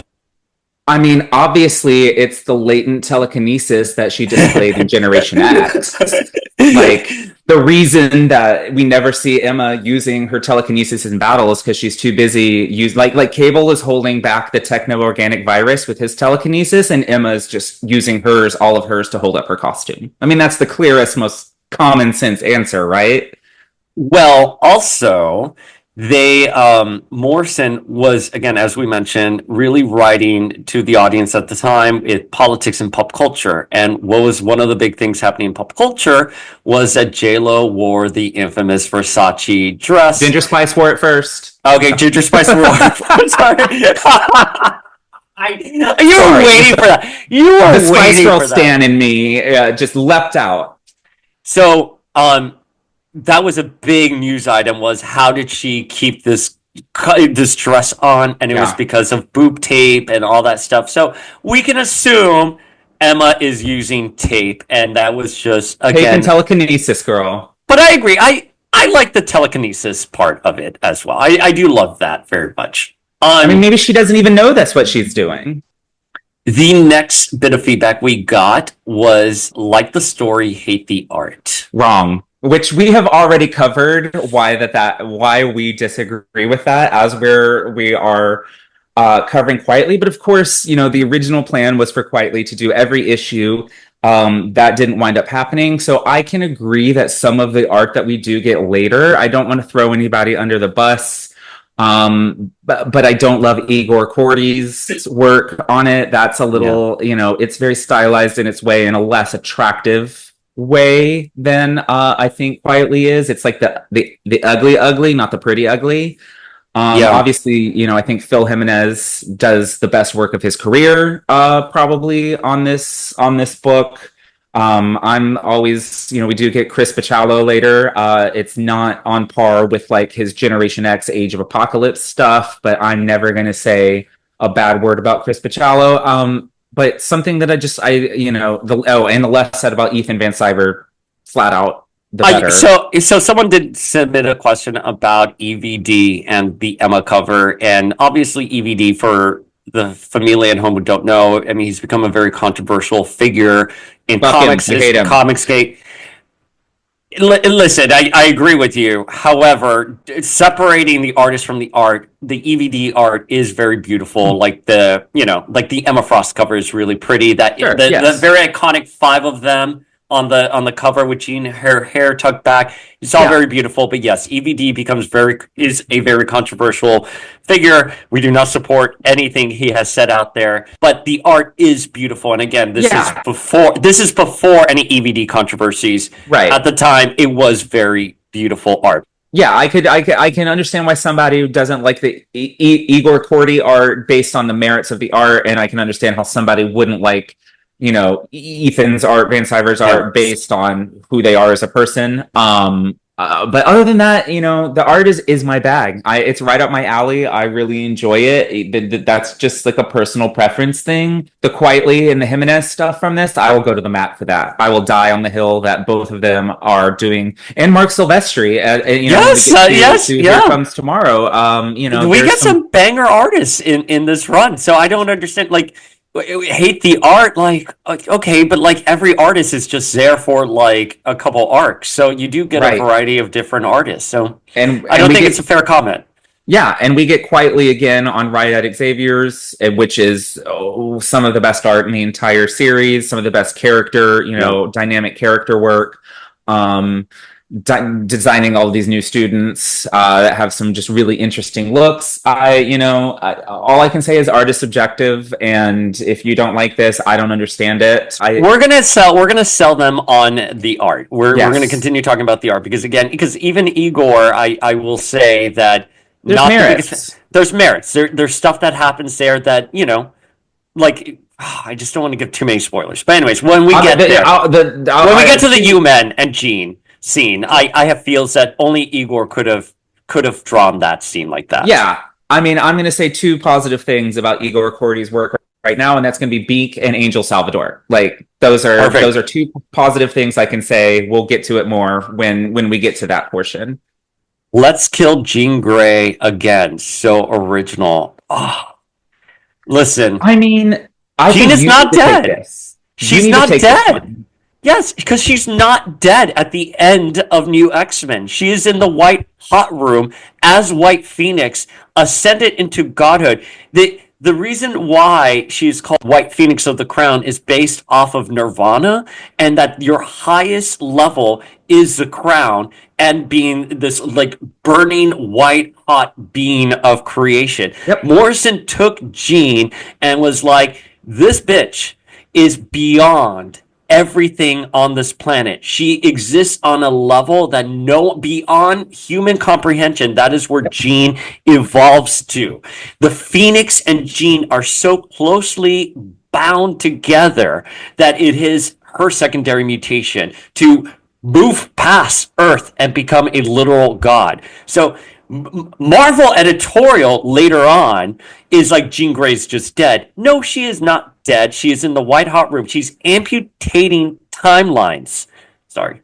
No, So, I get it. I disagree. completely- She's not dead. She is not dead. And by the way, how great that they took Jean and was like, you're not going to be a victim of the men fighting over you. You Yeah. are a god. You are evolving as a character. It's perfect. And she even rises above like, petty conflict with other women. Like, not only is it she's doesn't need the attention from men, but she is above what some would consider the most petty conflict women can have against one another. People like to pit women against one another, and like it would have been so easy for Morrison to pit Emma and Jean against one another, but by the end of it, it evolves to a point where Jean has evolved to a point where she is understanding of all of the reasons why this happened and accepting of it and encouraging of it. And so people, I feel like Jean Grey fans reset the universe. She had to reset the universe with her heart's blood so Yes. that everyone could be safe, because she knew that Scott would not move on if she was dead. So she telepathically reaches back into the past and forces Scott to be with Emma, because she realized that Emma really loved Scott and Scott would not move on with Jean being air quote dead. It is beautiful. What beautiful story. It's beautiful story. And it leans into Jean always sacrificing for the better of others. It is, I'm sorry. No, this is where I would just be like, no, she's not just dead. She is ascended, and she is beyond. Like, this is why I love Jean as White Phoenix. Sorry. Yeah. And I think something that is important to note here is, obviously Morrison has come out as gender nonconforming, doesn't adhere to that sort of binary. And I think that something here is like, it's not as simple as, alive or dead. That binary is broken. Jean has transcended both of these things to become, this sort of character. And I love people who don't operate in the black and the white. They're dead or they're alive. Like, no, she is something else entirely. And I writers who play outside of the binaries in any way, I'm going to be, all about. And we're getting to a point where I'm going to have to give my rant as to why I think people are completely wrong about new X-Men. But let's take a few more sips before I let everybody know why they're wrong. Okay. Was Zornito a last minute retcon, or was it after New X-Men? It was after New X-Men. Yeah, after New X-Men. that was a retcon. Yeah, immediately. Yeah, immediately. Zorn was after. Magneto. Yeah. Magneto should have been. Yeah, so for those of you who don't know, I mean, again, this is like a 25 plus year old story. Zorn it comes to the school. We'll meet Zorn later on. It's actually Magneto in disguise who's taking kick being possessed by Sublime. After he dies at the end of Planet X, he is resurrected in the Reloaded era Excalibur, and we are told that it was an imposter Magneto that entire time. So it's after the fact. And that's something that happens at the end of Morrison. Marvel editorial quickly retcons everything they did. We will get everything to it. Everything, with the exception of Jean being, no, it's not even the exception. Jean is established to be in the White Hot Room and alive and a god, and they'll just retcon Jean to be being dead. So there. Yep. Anyways, yeah. Love that. Okay. Love that. Okay, how do you think the story would have gone if Claremont hadn't called dibs on Storm? So I love Storm. Storm is one of the three most iconic X-Men, and most X-Men stories are better for her inclusion. But I don't see a place for her here. I don't see where she fits. I think if Storm had been here and the cast had remained this, if it was just this cast plus Storm, I think that would have subtracted from the Emma and Jean dynamic that we got here, because Storm would, or Jean would have her best friend in Storm. So I feel like there could have been, like, rather than, you know, Jean taking the time to understand what was going on with Scott and Emma, she might have had an echo chamber with her best friend there to be like, oh, who also has, you know, Storm also has issues with Emma. So I think it could have changed that sort of self-discovery dynamic for Jean, where she comes to accept and understand Emma, and could have been more Storm and Jean versus ganging up on Emma, and we might not have gotten the evolution for the two female leads of this book that we would have gotten otherwise. Am I making sense? Does that make sense? You're making perfect sense. You're making perfect sense. Like, both characters, well, Jean needed to be out of her comfort zone. She didn't need to have someone in her corner, because Jean, we're going to see Jean does make some missteps in this run, and that's okay. It is okay, because Jean is at this point human. We'll have to go into the Morrison manifesto, but I think even if Claremont hadn't called dibs on Storm, I don't think Storm is mentioned in the Morrison manifesto. And the Morrison manifesto was Morrison's original pitch with the X-Men, and it vastly different from what we see, you know, in the final product, but also in terms of characters that were selected. And I don't want to spoil that, because I think it's all really interesting, but I do not believe, and I could be very wrong, but I don't believe Storm is mentioned in the Morrison manifesto. Other characters are, not Storm. I don't think Storm is. And I don't think she is. I think, like, I'm glad Claremont did call dibs on Storm, because I like Extreme X-Men as a, you know, sister title during this time. It was the Salvador LaRocca art, and it was a little bit more true to the X-Men in terms of they're in search of Destiny's Diaries, and Storm is leading this team because they don't trust Xavier. And I'm sure we'll cover it. They eventually do cross over with the new X-Men team a couple of times, and I can't imagine canon without that. So, you know, I don't think Storm being Claremont calling dibs on Storm had a major impact on on Morrison. Yeah, and like you mentioned, we do get some overlap between New X-Men and Extreme X-Men eventually.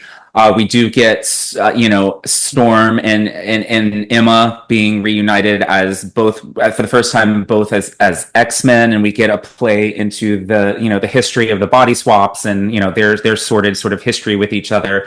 So that does play out elsewhere in the more traditional X-Men book, and I can't imagine that we won't cover those overlapping issues. I mean, if I'm going to tell you you're going to read Poptopia, I'm probably going to have you read, you know, the new X-Men crossover at some point. I reread that. I reread that all the time, because I love that. I love Emma and Storm in there. Even though I feel like Claremont, like Extreme X-Men, those first, I'm going to say something really contentious. Those first 20 issues are like Claremont's last great storytelling. I don't think that's that contentious. Like, I would throw End of Grays in there as like the one example of a Claremont story that I like post Extreme X-Men. But other than that, I think it's a fair thing to say that is, if not his last great X work, it is certainly among his last great X works. Okay. Wish there were more cameos. See, and that's kind of part of what I like about this more is, you know, you think of God, here I go again, but you think of a reboot like Hoxpox, where it's so full of characters that you don't, like, we didn't follow up on the throuple, we didn't follow up on, you know, a lot of how the characters got positioned to where they were in this new mutant society, whereas this is really focused on this exact cast of characters and the students that they are entrusted with. And I just, yes, it's nice eventually when Sage and Bishop show up and Murder at the Mansion. Yes, it's nice when we get Polaris on Genosha. We get a nice emotional beat there, but none of those things enhance the story and the cast that Morrison is already working with, rather than just shoving so many people in here because people love these characters. You know what I mean?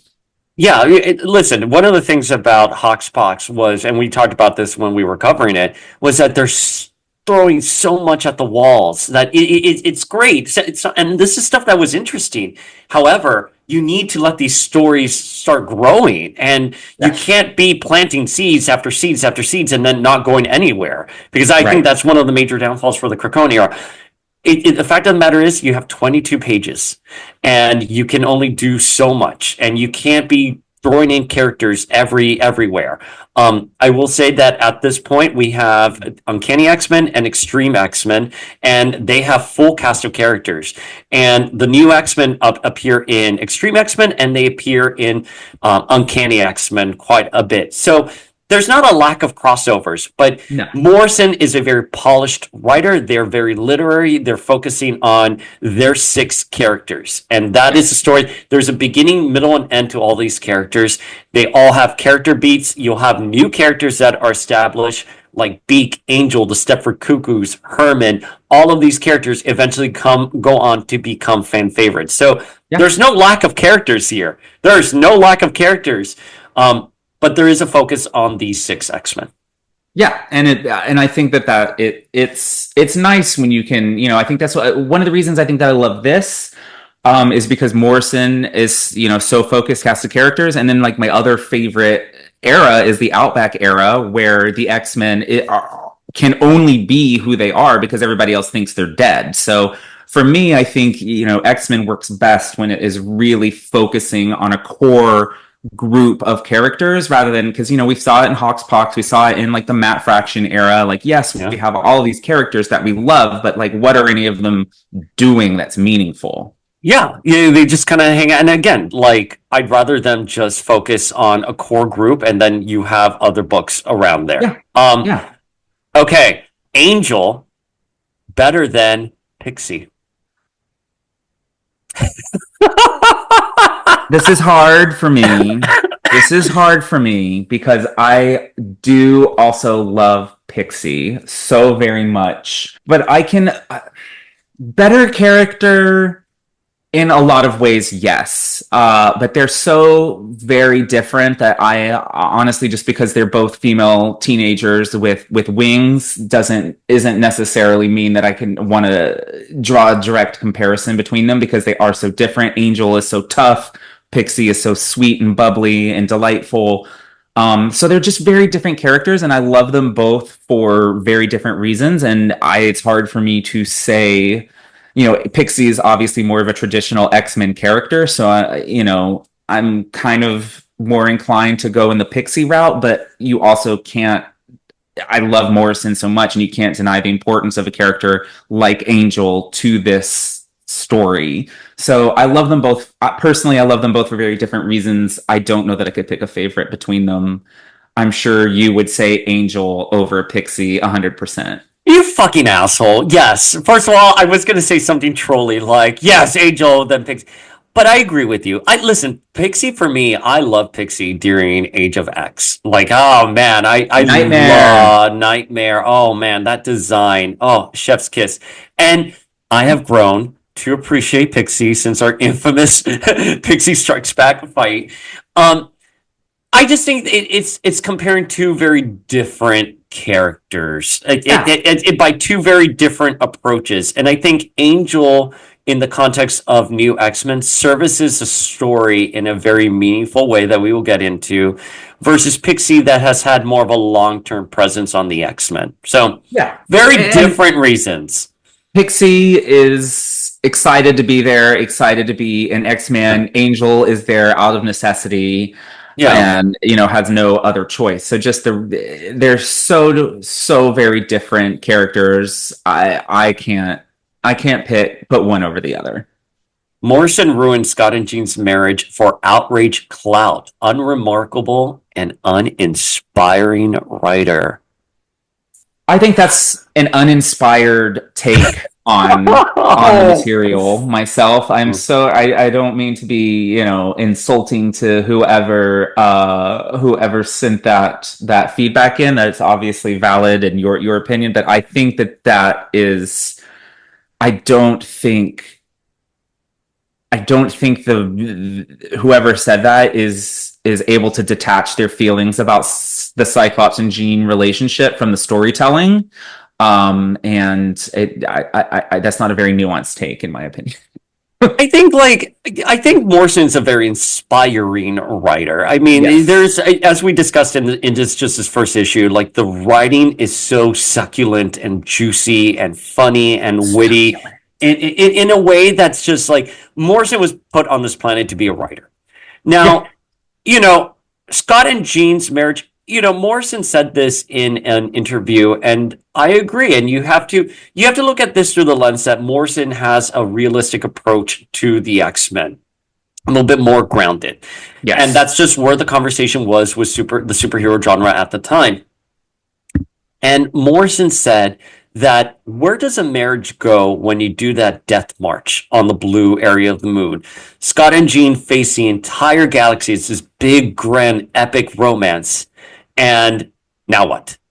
And I think that was a very fair question to pose. But I think also what Morrison does really well is that Scott, who's always been this Boy Scout leader, never questioned orders, is now starting to feel things he's never felt. He's starting to become a little darker. He's not that perfect Boy Scout anymore. And Jean, simultaneously, is evolving into a god and disassociating herself with human emotions. That's something that we're going to see. Their marriage is going to have friction on it. It is the nature of telling stories, of drama. And I'll tell you, I was a huge Scott and Jean fan, and to see their marriage break up was really hard. But I think Morrison delivered a compelling reason why, for everything we've discussed with Jean ascending into godhood. But also, I think the Scott-Emma romance works really well. Emma is a deeply flawed character, but she cares quite a bit. For all of her wit and air quote bitchiness, she actually deeply cares about this next generation of students, and Cyclops wants to be a leader. He wants to be that Boy Scout. And so this is why those characters come together at the end. I think it's just beautiful and intricate. You don't need to like it. That's fine. But I think to say unremarkable and uninspiring, I think that's not a fair comment to make on the writing and the technique behind it. Again, you don't have to like it. However, you cannot say that there wasn't thought behind this.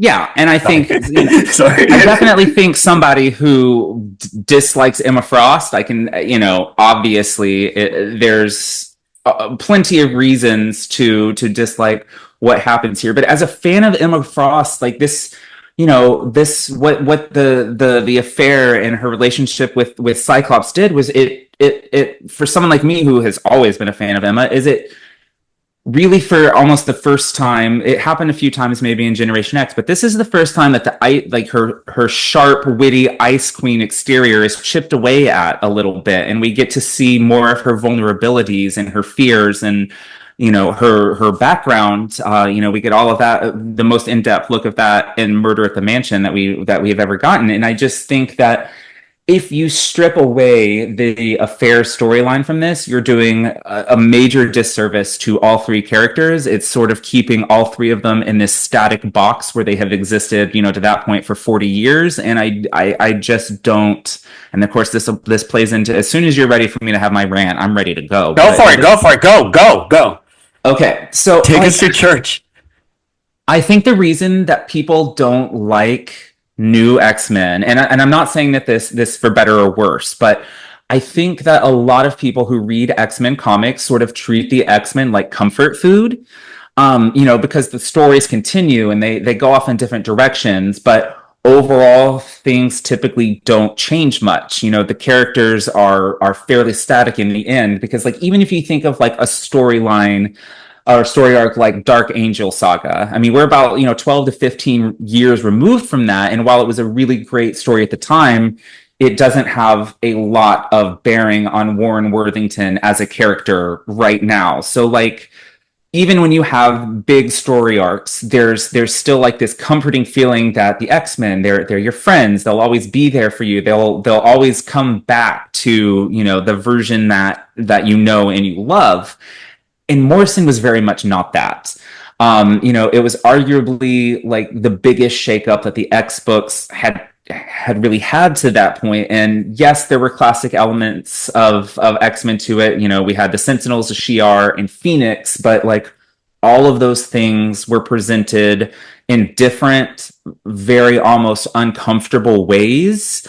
Which of course we're going to get to in more details, but Scott and Jean were falling apart. Beast was evolving. Familiar villains were kind of few and far between in this era. The art was jarring. The costumes were different, and therefore it maybe doesn't provide the same sort of comfort in the way that's something that purposely veers into nostalgia, like a Whedon did with Astonishing. And I think all of these changes happening at one time just sort of made people uncomfortable and kind of worried that maybe things wouldn't go back to the comfort food X-Men that they were used to, because at this point the success of the movie was steering the franchise. So what if the black leather and this more decompressed storytelling it is forever? So I don't think I agree with you. That comforting X-Men animated series, Dark Phoenix Saga, Days of Future Past sort of vibe that a lot of X-Men fans, But it really does. Want. There is Days of Future Past. There is Dark Phoenix. Those elements are still present. They've just evolved into what was at the time modern approaches to those stories. Morrison, we will see, loves Claremont. And you will see that there's this is a love letter to Claremont. Yeah, it's a love letter, especially Here Comes Tomorrow. But I think there's, I think these are a lot of people, because again, at the time, Morrison's New X-Men was well received. Again, mentioning someone I got into a tiff with was like, no, it wasn't at the time. And of course, there's always going to be people on message boards who say otherwise, but it was a hit at comic book stores. It revitalized the franchise. That comfort food X-Men had fizzled out. They needed to do something different. The X-Men needed to evolve. Nobody was paying attention to it. No one. Morrison put the X-Men back on the map, and that is why we still gave the way for Jonathan Hickman, for example. Yes, like 20 years later, Hickman was able to do what Hickman did because New X-Men existed and saved the X-Men franchise. That is just how it goes. Piggyback off of Hickman again real quick. I think the reason that I think this is different from Hoxpox is because, and why people who may not love this shakeup of the franchise love the Hickman shakeup of the franchise, is because Hickman made the X-Men invincible. The mutants won, like for real. The mutant race was united and ascendant, and many characters were back to their default versions and signature costumes, and there was a little bit of fan service in that, and that is kind of pretty much the opposite from the kind of mutant ascendancy story that Morrison was telling, because yes, like Hoxpox, there were more mutants, but in New X-Men, that just made the struggle with humanity worse, whereas the mutants, again, were dominant in Hoxpox. And Morrison more showed the struggle and the bigotry and the jealousy of humanity. Like, that hate was the hatred of mutants from humanity was so central to their story, whereas, again, Hickman made them invincible, and who doesn't like to see their team win? And the X-Men, although they were ascending in New X-Men, they definitely weren't winning. You know what I mean? Does that make sense? Like, no, it makes perfect sense. And listen, I think Hickman did a wonderful thing for the X-Men IP. Again, because the X-Men were being fizzled out, Hickman came in and brought in a whole new generation of readers. But I think there are some flaws and missteps with Hoxpox, that era. And I think Morrison is very steady throughout. And we'll get into it. We'll get it. We'll do an entire episode dedicated to Hoxpox versus New X-Men. But I think it's just, I think it's unfair to dismiss Morrison's contribution to the X-Men IP. I think that is, I think it's extremely unfair, because New X-Men the X-Men exist today because New X-Men saved the day at a time where a lot of people weren't coming to the comics. Yeah, no, absolutely. And it like we said earlier, it brought us Brought both us back to back. comics in a way that we hadn't been in a while. And like, you know, in addition to like all the reasons that overall I think people should like it, I have I think it's just as important to list the reasons why I personally, like it. I don't just want to say you're wrong for this, and this reason. I want to say the reason that I feel so strongly about it is I like the smaller, more focused cast. I really, like I said, it really allows Morrison to dive deep into each of their characters and to push them into really unique directions, which we'll see more of as we go on. I mentioned that I think people really sort of had a problem with the decompressive storytelling that was kind of introduced here, which would kind of go on. It was so successful here that it became the norm for Marvel for the decade after. And I think people might hold the decompressive writing against New X-Men because a lot of the things, I don't think Morrison nails it. Morrison is excellent at writing in that style, but I think a lot of the people that came after and were forced to sort of write in that format were a lot less successful. Obviously, I love Emma, and having her being introduced into the mix in a really big way and pushing her in new and interesting directions is another reason I love it. I think Scott and Jean are actually at their best here when they're at their worst. I think it's a much more interesting story than Hickman just putting them together again magically with no problems. I agree. It doesn't make any sense that Jean and Scott are just 100% okay at the start of the Krakoan era. It's like, wait a minute, you've been dead for how many? People forget Jean was dead for 13 years, Yeah. air quote, dead for 13 Yeah. years, and she's just magically back to life and Cyclops his wife again? Like, no. No, it doesn't make sense. We didn't get like Hoxpox is a good story, but we didn't get the story that led to this new beginning. It was just, here it is, accept this change. And this is like, here are the changes, here's why we're doing it. We're going to make you uncomfortable. You're going to have to sit with it for a little bit, but in the end, it's all going to be worth it. We have plenty more episodes to pop off on, yes, on this. Yes. Let's round out with just two final questions because I think they're technical questions that I think deserve some answering. One person asked, when does Beast stop being a cat? And it took me a minute to remember this, but it was during All New X-Men issue number 5. Because Beast goes back in time to get the 05 because his mutation's going out of sync, and then his past self injects him with something and makes him more like the ape-like Beast that we will get up until Krakoa, and then Beast, like Hank McCoy Beast, dies, and a clone with an earlier backup from his Defenders days is brought back, and so he's back to the George Perez Beast. That sort of Beast is a little continuity there. It's totally fine with me. Like that's great. Just retcon Beast being a total dick since the end of New X-Men. And our final question is, does Wolverine eventually get his adamantium back?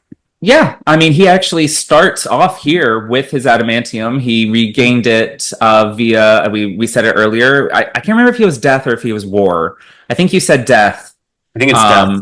But either way, Apocalypse, when he becomes a horseman, Apocalypse, relines his bones with adamantium. So, like we said, this is taking Wolverine back to basics after he spent the majority of the 90s and different states of deconstruction. And that is, man, I was like, we'll be an hour and a half, something like that.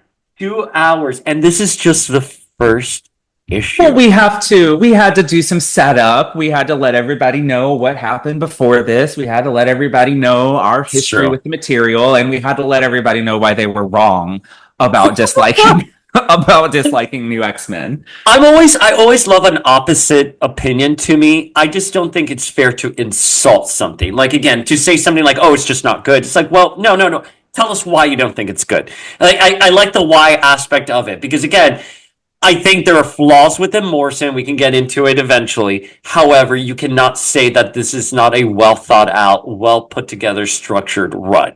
It is neither unremarkable nor uninspiring. Like Galen Gray and Jocasta Frost.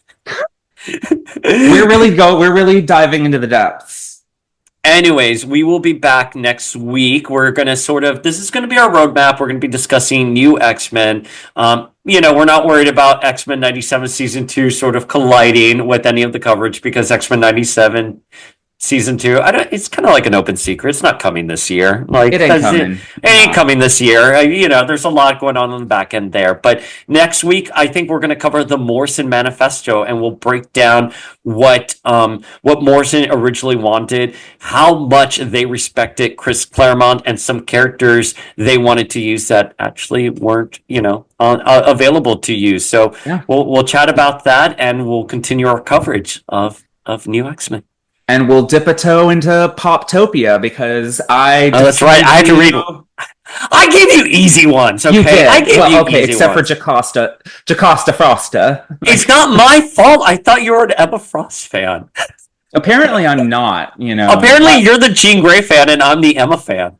Which we've kind of discussed this. Like, if we were those characters, you would be more Jean, and I would be more Emma. Absolutely. It's so funny. Well, isn't that the beauty of fiction? Is you get to you get to identify with these characters that maybe aren't your everyday personality, but you get to I'm drawn to characters often that are not quite like myself, and I get to sort of live vicariously through Emma Frost and Dazzler being a fabulous pop star. Alrighty, folks. I am the uncanny Dayspring. And I am the new Flinkman. And we will see you guys next week. Farewell.